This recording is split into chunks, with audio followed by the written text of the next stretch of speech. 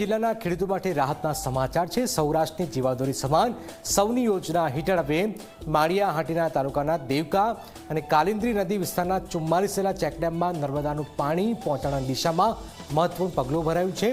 રાજ્ય સરકારે આ યોજનાને સૈદ્ધાંતિક મંજૂરી આપી। ત્યારે શું છે ખેડૂતો માટે મોટા સમાચાર, આવો જોઈએ, જાણીએ, સમજીએ।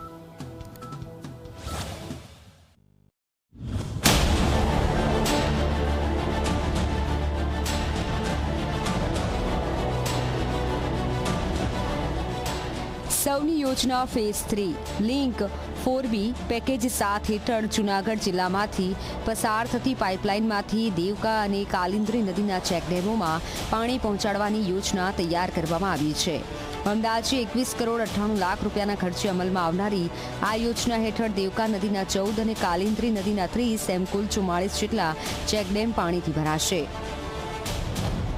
કાલિંદી નદીના અંદાજે 15 કિલોમીટરની લંબાઈમાં કે જે આગળ મેઘલ નદીને મળે છે એ અંતર્ગત ટોટલ ચુલડી, પાત્રા, ખોરાસા, જાનુડા વગેરે ગામના આજુબાજુના ખેતરો તેમજ આ નદીમાં 30 જેવા ચેકડેમ ભરાશે। આ યોજના સરકારશ્રી દ્વારા ટોટલ 21.98 કરોડના ખર્ચે મંજૂર કરવામાં આવી છે, જેને અત્યારે સૈદ્ધાંતિક મંજૂરી આવી ગયેલ છે। હવે આગળની કાર્યવાહી રૂપે પહેલા વહીવટી મંજૂરી અને ત્યારબાદ તાંત્રિક મંજૂરી લઈ અને ટેન્ડરની કાર્યવાહી કરવામાં આવશે। યોજના મુજબ દેવકા નદીના ઉદ્ગમ વિસ્તારથી ચેન્નઈ મારફતે પાણી છોડવામાં આવશે, જ્યારે કાલિંદ્રી નદીના આશરે 15 કિલોમીટર વિસ્તાર સુધી પાણી પહોંચાડાશે। ચુડડી, પાત્રા, ખારાસા, જાનવડા સહિતના અનેક ગામોના ચેકડેમોને તેનો સીધો લાભ મળશે। ચેકડેમ ભરાતા ખેડૂતોને સિંચાઈ માટે પૂરતું પાણી મળશે અને ભૂગર્ભ જળસ્તરમાં પણ વધારો થવાની આશા વ્યક્ત કરવામાં આવી રહી છે।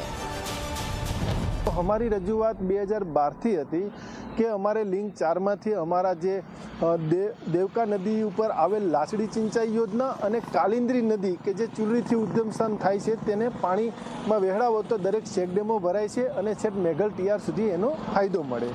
તો સરકારશ્રીએ અમારી રજૂઆતને ધ્યાને લઈ અને માનનીય ભૂપેન્દ્રભાઈ પટેલ મુખ્યમંત્રી શ્રી અને સિંચાઈ મંત્રી શ્રી ઈશ્વરસિંહ પટેલ સાહેબે આ વિષય ઉપર ગંભીરતાપૂર્વક અમારી રજૂઆતને ધ્યાને લઈ ને ખરેખર કે આ લોકોને આ પાણીની જરૂરિયાત છે તો એઓએ અમારા વિસ્તારની જે લિંક 4માંથી અમને મંજૂરી આપી છે। સ્થાનિક ખેડૂતો વર્ષોથી આ વિસ્તારને સૌની યોજના સાથે જોડવાની માંગ કરી રહ્યા હતા, કારણ કે ભૂગર્ભ જળસ્તર સતત ઊંડું જતું રહે છે અને ચોમાસા બાદ માત્ર 1.5 મહિના સુધી જ પાણી ઉપલબ્ધ રહે છે, જેના કારણે શિયાળુ અને ઉનાળુ પાક લેવામાં મુશ્કેલી સર્જાતી હતી। ગીર વિસ્તારના બેલાસ્ટ પથ્થરોને કારણે વરસાદી પાણીનું કુદરતી રિચાર્જ પણ મર્યાદિત રહે છે। ગામને ફાયદો થાય, શિયાળુ પાકમાં જે 2-3 પાણી ઘટે છે, ઉનાળામાં પાણીની અછત રહી છે પીવાના પાણીની, એમાં જો આ સૌની યોજના આવે તો મોટા પાયે બેનિફિટ થાય એમ છે।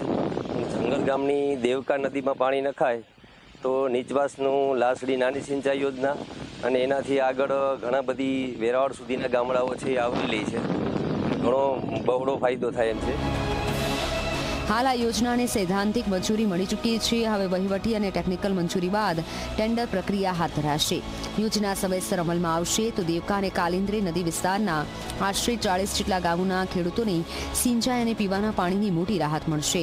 હવે ખેડૂતોની નજર સરકાર આ યોજના કેટલી ઝડપથી જમીન પર ઉતારે છે તેના પર છે।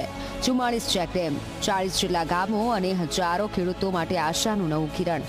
હવે કાગળ પર મળેલી મંજૂરી કેટલી ઝડપી હકીકતમાં બદલાય છે તેના પર સમગ્ર વિસ્તારની નજર મંડાયેલી છે। અશોક બારોડ, ઝી મીડિયા, જૂનાગઢ।